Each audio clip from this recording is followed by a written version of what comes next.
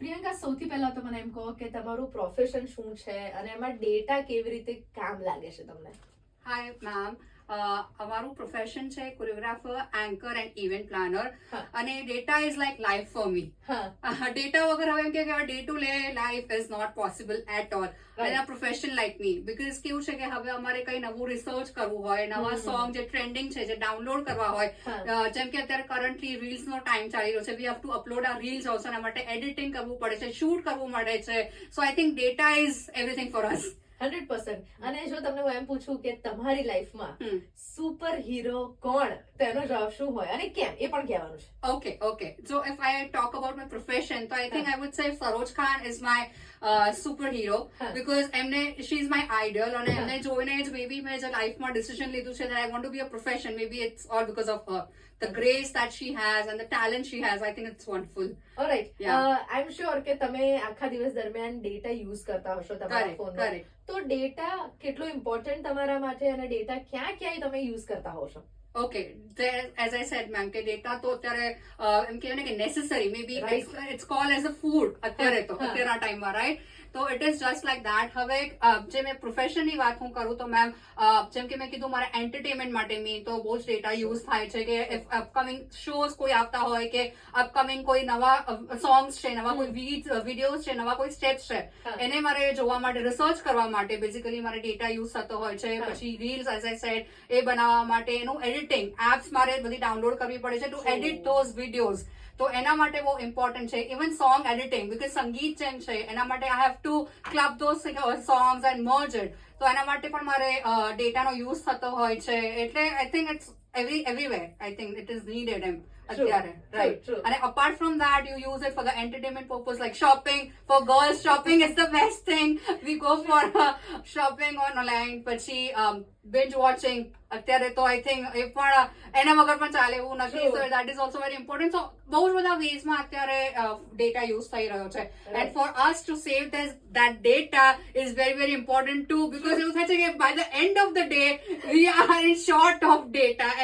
True, 100%. અને lastly આપણે પૂછવા માંગીશ કે આખા દિવસ દરમિયાનની જો હું વાત કરું, તો દિવસના એવા કેટલા કલાક છે જ્યાં તમારા ડેટાનો યુઝ થતો હોય અને શું જોતા હો છો તમે? I want to know that also. Oh my god, tough question. એમ જોવા જઈએ તો 24 hours માંથી if we count, mostly 5 to 7 hours definitely because of the work purpose, and of course for the other things as well on phone. So definitely 5 to 6 hours આપણા ફોનમાં જતા જ હોય છે.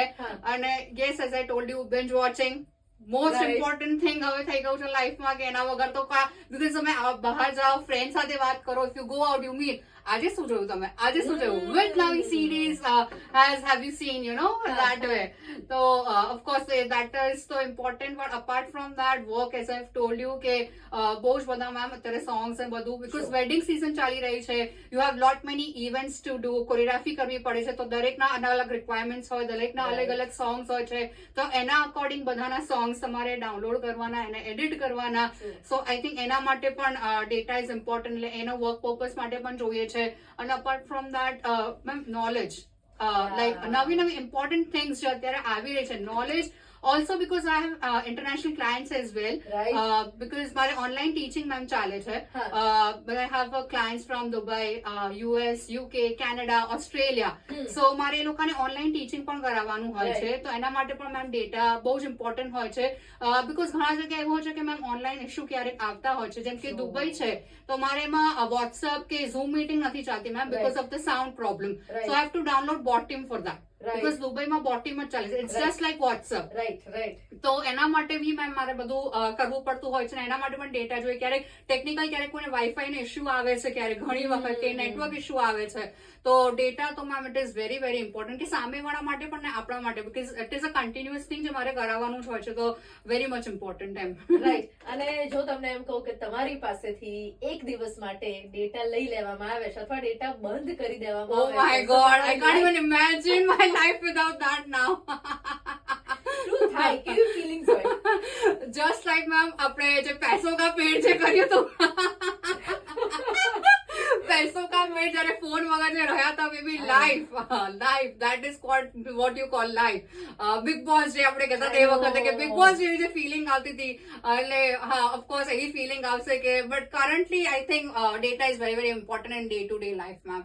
એટલે એના વગર તો નહીં જ ચાલે, બિલકુલ નહીં ચાલે. ખાવાનું ના આપો ચાલશે, પાણી ના આપો ચાલશે, પણ યુઝ કરવા માટે ડેટા આપો. કરેક્ટ. અનલિમિટેડ પણ મેમ હવે ક્યારેક એવું થાય છે કે બધા માટે હવે અનલિમિટેડ જરૂરી છે. 5G તો છે જ, પણ હવે એને થાય કે સ્પીડ અપગ્રેડેશન માટે પણ, એટલે આઈ થિંક હવે તો 6G 7G જે પણ આવે, વી ઓલ વોન્ટ ધેટ હવે. અને vote if I tell you કે તમને રાતના 12 થી લઈને બીજા દિવસે બપોરના 12 સુધી અનલિમિટેડ ડેટા વાપરવા મળે તો?